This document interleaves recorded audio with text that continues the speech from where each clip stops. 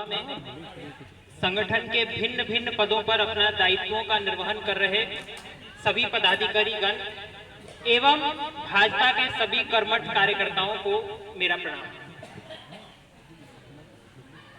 पंडित बंशीधर शुक्ल जी ने एक बार एक पंक्ति लिखी थी कि कॉलेज की सब खिड़की स्वतंत्र, टीचर लड़का लड़की स्वतंत्र, हाकिम स्वतंत्र, हरहा स्वतंत्र, गलियार घूर चरहा स्वतंत्र, परतंत्र हुए ईमानदार, हो गई स्वतंत्र भारत हमारा। तो यही पंक्ति जो 1947 में लिखी गई थी आज बिहार के नजरिए से यहाँ पे नजर आती है। मैं शुरू से इस कार्यक्रम में हूँ और मैं बहुत से लोगों को सुन रहा था। हमारे वरिष्ठ सदस्य और कार्यकर्ता ने एक बात कही थी कि नीतीश कुमार जी उस सर्प की तरह है जिसे हम अगर दूध पिलाएंगे तो वो आकर के हमें ही ढस लेंगे।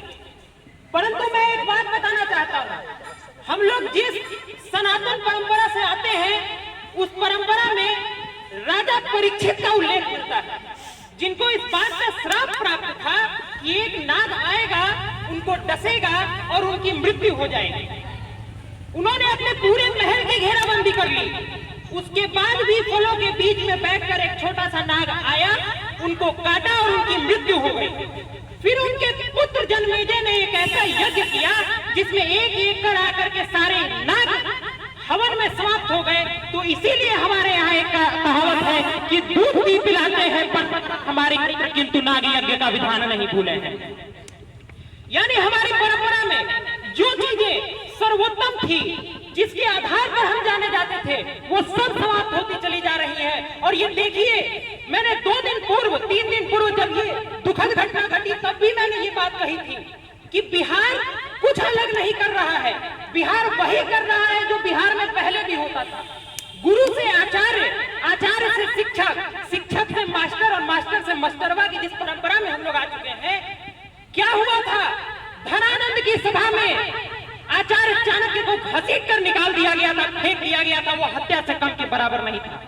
उन्हीं शिक्षकों की मांग को लेकर के हमारी पार्टी के कार्यकर्ता जब सड़क पर प्रदर्शन कर रहे थे तो लोकतंत्र को आधार बनाकर जिस तरीके से उन पर प्रहार किया गया, वो लोग ये नहीं जानते हैं कि जिस तंत्र के आधार में लोग हैं और जिस देश का संविधान हम भारत के लोगों से प्रारंभ होता है उसमें मौलिक अधिकार भी दिए गए हैं।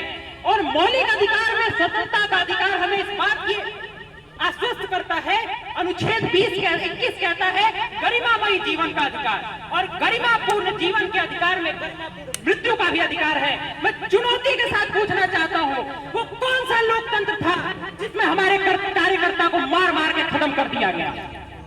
ये हम सब के लिए एक दुख की बात है और हम सबको इससे सबक लेना होगा कि जब तक हम अपने आप में इस बात के लिए संकल्पित नहीं होंगे कि हम त्याग की इस परंपरा को कायम रखेंगे, क्योंकि हम सब जिस पार्टी से आते हैं, जिसकी मातृ संस्था भारतीय जनसंघ थी, जिसके संस्थापक श्यामा प्रसाद मुखर्जी जी को भी कश्मीर में इसी तरह षड्यंत्र के तहत मार दिया गया था। और हमें समझना पड़ेगा कि त्याग की इस परंपरा को हमको आगे लेकर के चलना होगा, हमें इससे हिलना नहीं होगा। श्रद्धांजलि अपनी जगह है। मैं अंत में केवल यही कहूंगा कि जिस सपने के साथ वो आगे बढ़ रहे हैं, नीतीश जी और तेजस्वी जी मिलकर के, सरकार आने से पूर्व तेजस्वी यादव जी ने कहा था कि मैं पहली कैबिनेट मीटिंग में पहली कलम से 10 लाख रोजगार दे दूंगा।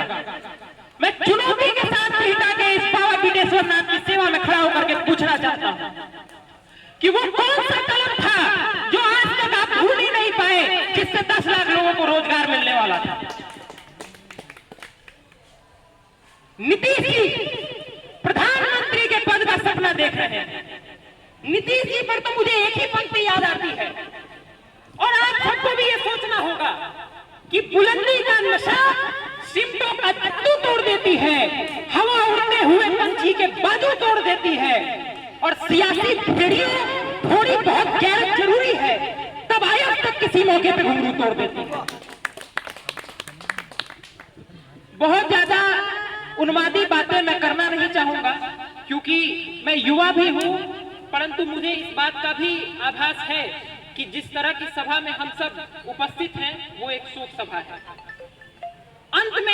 जाते जाते बस एक अनुरोध करूंगा। मैं आप सबों से छोटा हूं, अगर मुझसे कोई गलती हो जाए तो मुझे माफ करिएगा। मैं यही अनुरोध करना चाहूंगा कि हमारे अभिभावक समान जिला महामंत्री जहानाबाद के विजय सिंह जी, जिन्होंने पार्टी की सेवा में अपना सर्वोच्च न्यौछावर किया है, उनको हम श्रद्धांजलि केवल एक ही माध्यम से दे सकते हैं। अगर हम इस आक्रोश को 2024 और 2025 के चुनावों में अपने दिलों की धड़कनों के रूप में लेकर के चलें। हर कार्यकर्ता को विजय कुमार सिंह बनना होगा। इस बात के लिए पूरी तरह तैयार रहना होगा कि शायद इस यात्रा में सर्वोच्च न्यौछावर करने की भी आवश्यकता हो सकती है। इसी आशा के साथ अंत में केवल यही कहूंगा कि जब सत्ता गूंगी और सिंहासन बहरा हो जाता है, जब सत्ता गूंगी और सिंहासन बहरा हो जाता है और कलम की आजादी पैरा हो जाता है, तो आ ही जाता है शब्दों की परिभाषा में